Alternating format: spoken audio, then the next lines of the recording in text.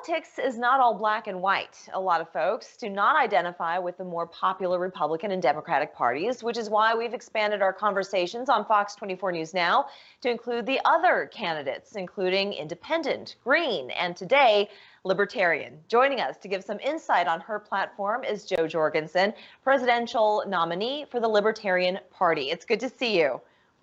Hey, so glad to be here. Thanks. So for anyone who's unfamiliar with the Libertarian Party, can you give us a brief insight as to what its philosophy is all about? I would say the philosophy is that we're on your side and not the side of politicians, bureaucrats, special interests, and the lobbyists that are pretty much running things right now from Washington. So would you say that though the government involvement in a libertarian situation is more of a laissez-faire, could that work in today's society? Oh, of course. In fact, what I would say is what we have right now isn't working. Right now, half of us are still home under house arrest. We've lost tens of millions of jobs. We've got American companies. There were 60 American companies that were making testing kits, yet the FDA only approved 2 of them. Meanwhile, our testing kits go over to Southeast Asia where they're keeping control of the virus, and we're the ones making the kits, and we don't even get to use our own kits. So I would suggest that that's the system that's not working. Mm-hmm. And also, we've got a CARES package right now. A lot of people are happy about their $1,200 check, but what they don't realize is that 90% of that money went to corporations and special interests. So my question to Washington is, how is that working? And my question to the American people is that what you want is that where you want your money going, to the corporations instead of to yourself? Now, you're making some good points there, but to have a government that was kind of hands off or in all aspects, I mean, when you're dealing with people, you're dealing with unpredictability. And in an ideal libertarian society, you would have everybody kind of on the same level, but everybody has different goals, and there's this element of luck that either some people experience good luck or bad luck, and that changes the playing field. So can you truly, at this point, with the way the country is now, insert a libertarian thought process and have everyone living after day one of election in a libertarian society? How long would it take to transform the country, as it were? Well, I would say right now we're at the whims of luck, in that if you're lucky enough to be born a Kennedy, or you're lucky enough to be born a Clinton, or you're lucky enough to be born into one of the Bush family, now you get to make decisions. You get to be elected to office. We heard about Chelsea Clinton getting these nice paying jobs because her father was president. How about a system in which we earn that, in which, what our country was founded on?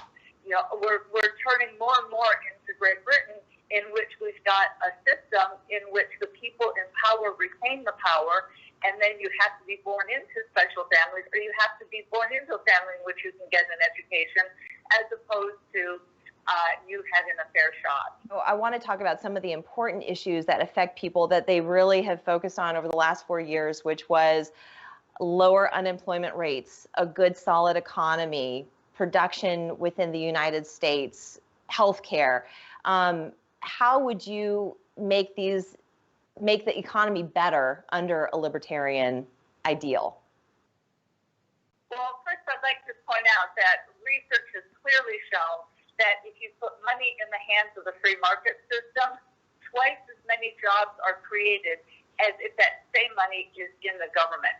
And if you think about it, first, if the government has money to supposedly create jobs, where does that money come from?